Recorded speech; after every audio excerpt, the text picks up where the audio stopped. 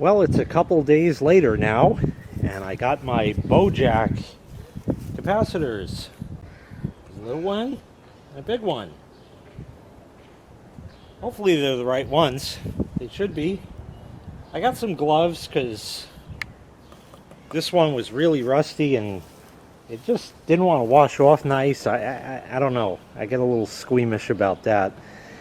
So I'm going to go ahead and take the covers off. If you missed that in the previous video on inspecting the capacitors, there's going to be a link down in the prescription. This will work with a standard flat blade here, but I have a nut driver. It's 1/4 inch and they come right out. So we're going to take out 2 screws there, top and bottom here, and get the covers off. Alright, first thing we're going to do is take the new one out of the box and just size it up, hold it up to, well, that box doesn't want to open. Okay, it's open now.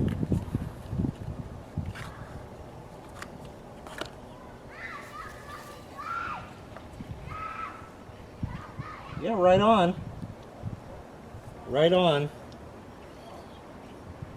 These have no marking on them in terms of which terminal is which.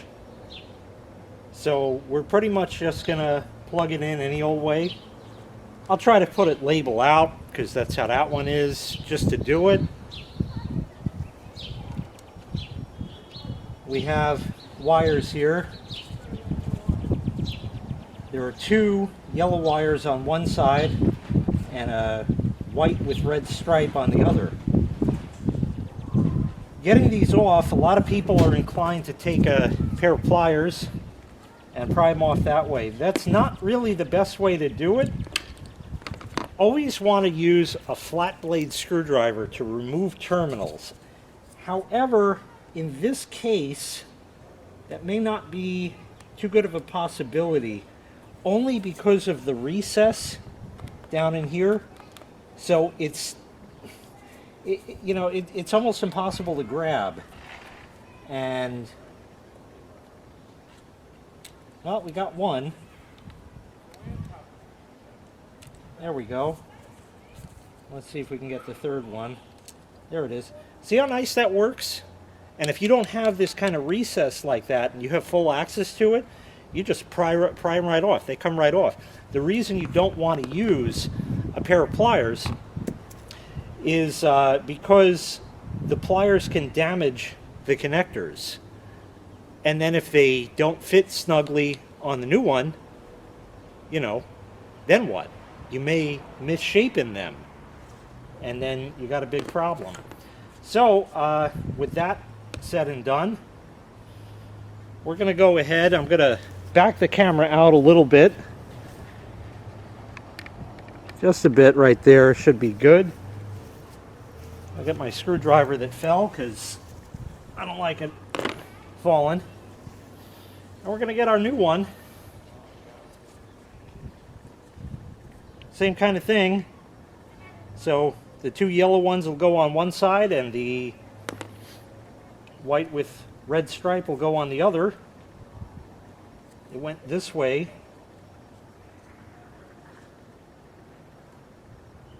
So we just go ahead and plug these back in.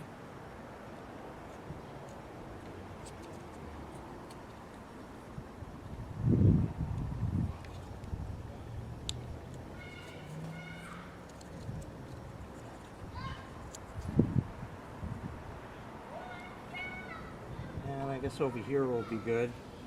The old capacitor, in case you're wondering, has been discharged since months ago. So nothing to worry about with that. Incidentally, if you do need to discharge that, you just get a nice big old screwdriver and short across the terminals there. These obviously are brand new, so they have no charge. And there ain't nothing in this guy. You'd get a spark or something. There's nothing there. So that one is allegedly replaced. It tips up this way,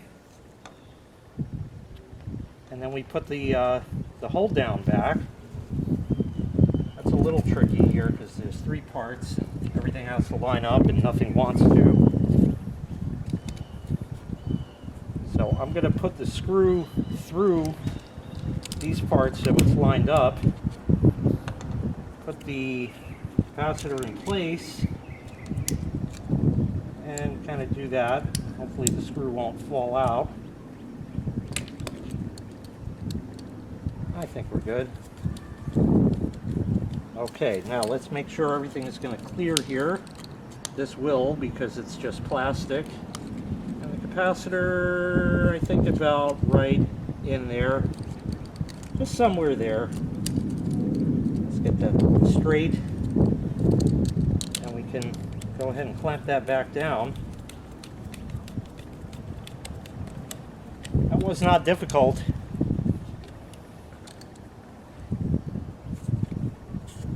And with any luck, the cover will fit back on that. In fact, I could go and close that up now, but I'm not gonna. Now we're gonna go on to the run capacitor. Before I move the camera, let's open the box up on this one. Again, it should be right. But we're just gonna match up the size, just to make sure.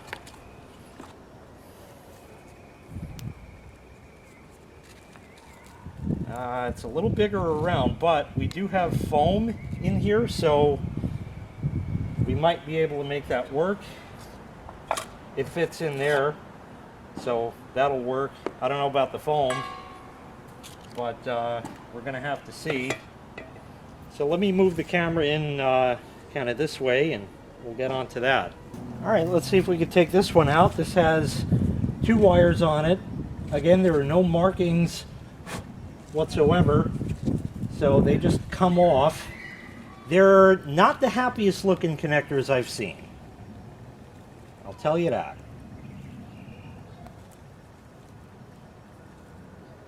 These may require some persuasion because of that,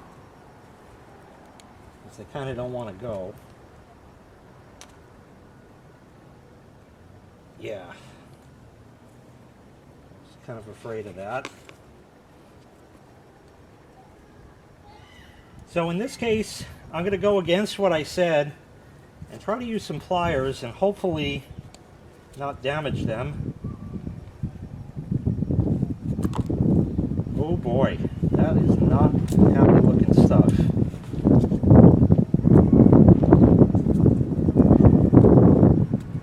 Alright, it came off. We're good. Proper procedure at this point is to go ahead and replace these terminals. We're going to just sort of make believe we didn't see that. I mean, it was working, right? We'll kind of know right away if it's not going to work, you know. We'll kind of know. So I'll put this one this way.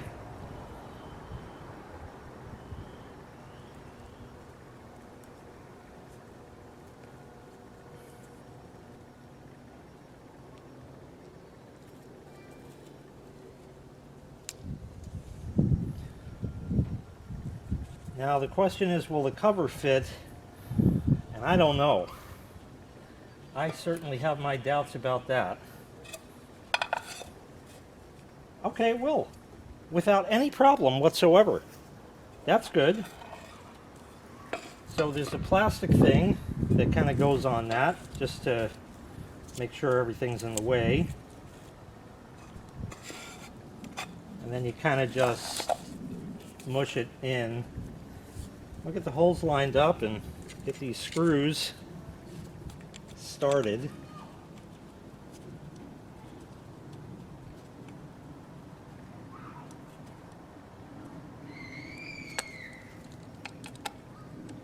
Sorry for the screaming bastard kids, but you know, it just is.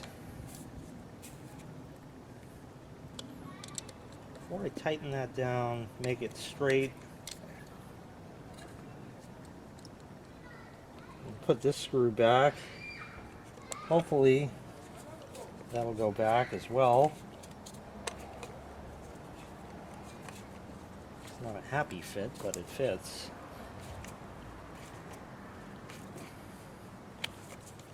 Now I want to get this tight, but not too tight, because there is a rubber seal. Not that it did that much good.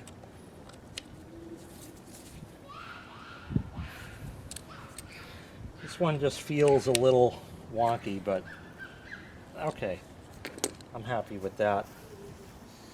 All right, so we have our new run capacitor in. We have our new start capacitor in. Let's see if we could put the cover back without anything getting in the way. Oh, that's perfect right there. And if the screws start, then we got it. That looks good to me.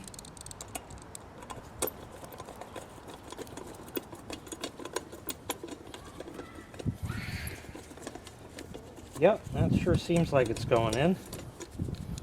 Run this guy up some more.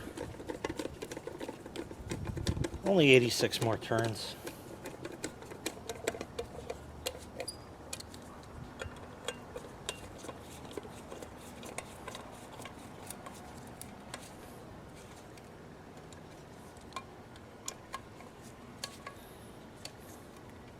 Okay, let's go see if it'll turn on and run. It was a fairly simple replacement, not much to really speak of, so there shouldn't really be anything that should go wrong. Should, of course, is the operative word. I have no idea. Hopefully it'll work. Throw the breaker first. Hopefully we got power here, and I'm going to turn it on for just a moment. We'll listen to how it starts up, how it runs, then I'll shut it off and maybe cycle it, one or two more times after that. Here we go. Nice! Fantastic! Right on!